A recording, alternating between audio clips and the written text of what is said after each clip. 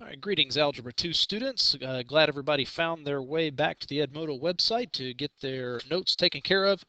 I'm going to go through today's notes with a little bit of extra instructions to assist those students that we have that may be listening in for the very first time this year, people that transferred in at the semester, stuff like that. And also some of you existing students could use a little refresher on what the procedure is for taking your notes anyway.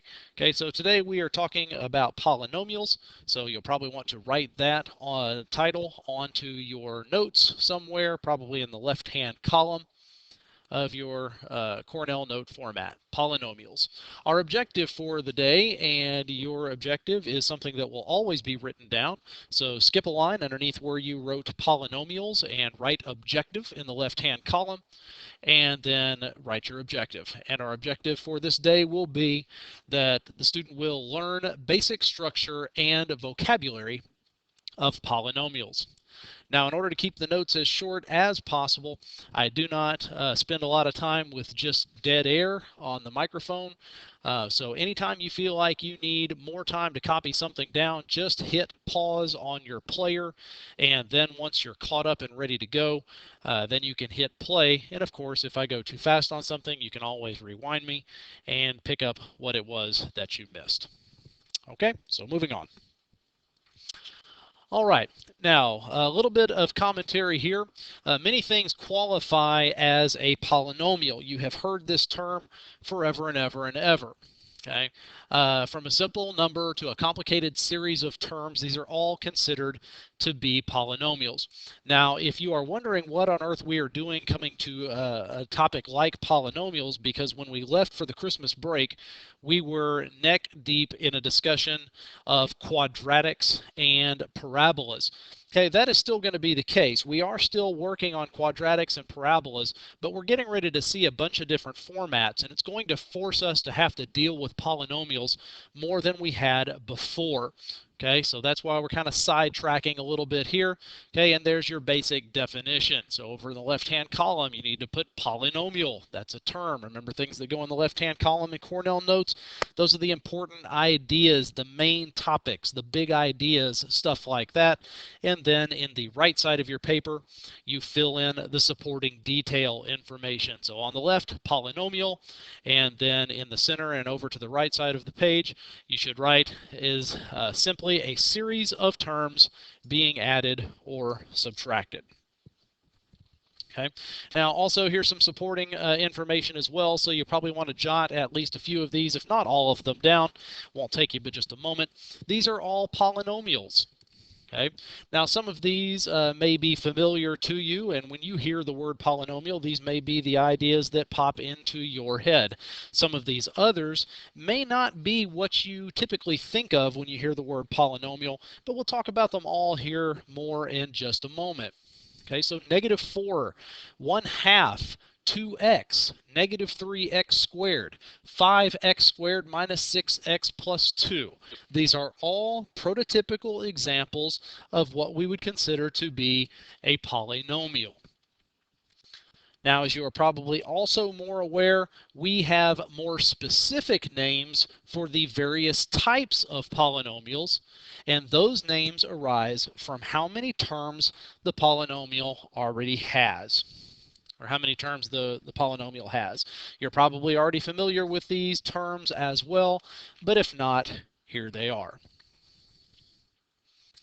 Okay. First term, the most basic type of polynomial is what we call a monomial. Okay, so there is a new term that goes in the left-hand side of your Cornell notes, and then in the center to the right side, we write a monomial is a polynomial with only one term. Okay. So from the examples that you saw just a moment ago, plus a few extras, okay, these guys are all examples of monomials. Okay, they are monomials because they have only one term.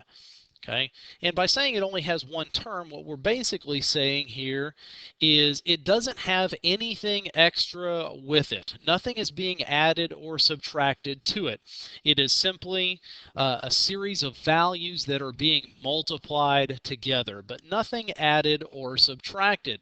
Okay, so it's probably worth our time to note that there's a new term, a new vocabulary word in there, and the vocabulary word is term. Okay, so over on the left side, write term. A term is considered to be a coefficient and then a variable along with it. Okay, so very easy to see that idea in several of the examples above. 2x squared, a coefficient and then a variable with it. 3x to the 14th, a coefficient and a variable with it. Okay, the last two down there, decimal points. Well, I'm sorry, it's a decimal, but it's still a coefficient. Square root of 2, that's an irrational number. Sorry, it's an irrational number, but it is still a coefficient, and it has a variable to go with it. So if you're kind of wondering, well, what about that guy there in front, the -4? Why are you calling -4 a term if a term is supposed to be a coefficient and a variable that goes along with it? Okay, well, that's a decent question to be considering. Okay, but what you have to remember is that everything in mathematics does have a variable in a polynomial. Okay, and just like a lot of other things in math, sometimes stuff does not have to be written down. We see that a lot of times, that there's certain things in math that don't have to be written down. We simply understand that if there's nothing written down, that means something. Well, we're seeing another one of those instances right here. Okay, if there is no variable written down, then that means that the variable carries the 0 power. Okay, so -4 is actually -4 times x to the 0. Okay, so remember that the variable may not be written, but there is one there. Okay. All right, moving upwards in the vocabulary here, a binomial, another term you should be familiar with, but it is a polynomial that has two terms in it. And this is probably what you've come to think of more of when you start to think about or hear the term polynomial, where you start to have a series of things added or subtracted with each other. Okay, so there are a small number of examples for binomials. X plus 2. Of course, remember the 2 is also a term. It has an x to the 0, so that actually says x to the first plus 2x to the 0. Okay, second binomial, x to the fourth plus 2x to the first. Last binomial, x to the seventh plus 7x to the sixth. Okay, and you may be saying, well, what about some of these variables in there? They don't have any coefficients. Well, once again, they may not have a coefficient written down, but there is one there even if it's not written down. Take x plus 2 as an example. What is the coefficient in front of x?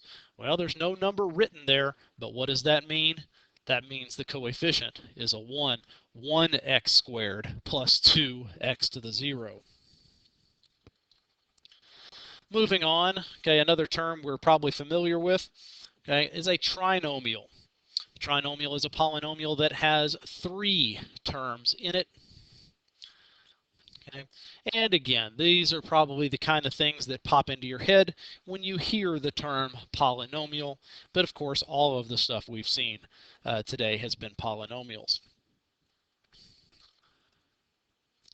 Now, after you get past the term trinomial, we have no additional vocabulary to continue going upwards as far as the numbers of terms are concerned. So if you reach a vocabulary or reach a polynomial, pardon me, that has anything with greater than, it should have an equal sign, I'm going to add it in right there, greater than or equal to 4 terms, we simply refer to it as a polynomial. There's no such thing as a quadnomial or a quinnomial or anything like that. As those prefixes go larger and larger, we simply just recall them polynomials. Okay. Now, one other little topic before we are done here And this is something you've heard me talking about a little bit throughout the year. We never really put it down on paper as a real definition, but here it is now. And it's what we call the degree of a polynomial, or you will hear it also called in differing textbooks, the order of the polynomial. Okay, so probably write both of those terms down in the left-hand side of your paper, degree and order as well. And the definition is it is a number that is equal to the highest power of your variable in the polynomial. Now, if you'll recall back into the middle of the fall semester, we spent a little bit of time talking about asymptotes that go along with our functions. Remember, an asymptote is an imaginary boundary that a graph will approach but not cross. Okay. Well, looking at the function, we were able to tell what type of asymptotes a function would have based upon what the order or the degree of the polynomial was doing. If the numerator's degree was higher than the denominator's, that meant something. If the denominator's was bigger, then that meant something. If the degree was a tie, you had the same highest power in the numerator as you had the highest power in the denominator, then that meant something. Okay, so it means more than just that. We're going to be playing with it a little bit more going further into this semester. So let's get a definition, the degree of the polynomial. Okay, so I just threw some down here for us to take a look at. Okay, so take a moment, press pause if you need to scribble these examples down. Let's see if we can answer them. This is the only real math that we're coming across, even if you want to call it math, for today's lesson. Okay, what are the orders of the following polynomials? Negative 3x squared, 5x to the 14th, x to the 4th plus 2x, 7, and 10x to the 8th minus 9x to the 9th plus 8x to the 10th. Okay, well, let's just go left to right here. What is the order of the monomial negative 3x squared?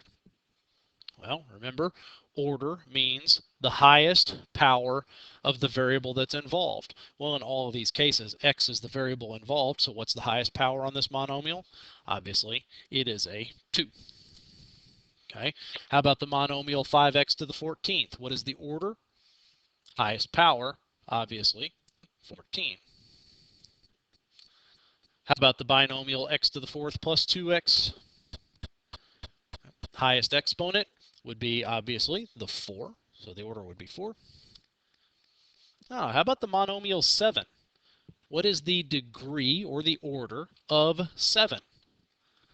Well, we're looking for the highest exponent on any of our variables. Okay, so remember that if there's no variable there, what does that mean?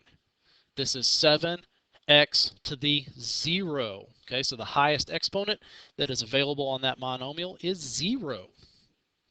Okay. And the trinomial on the right, 10x to the 8th minus 9x to the 9th plus 8x to the 10th. What's the highest degree, or what is the degree of that trinomial? Don't get fooled here.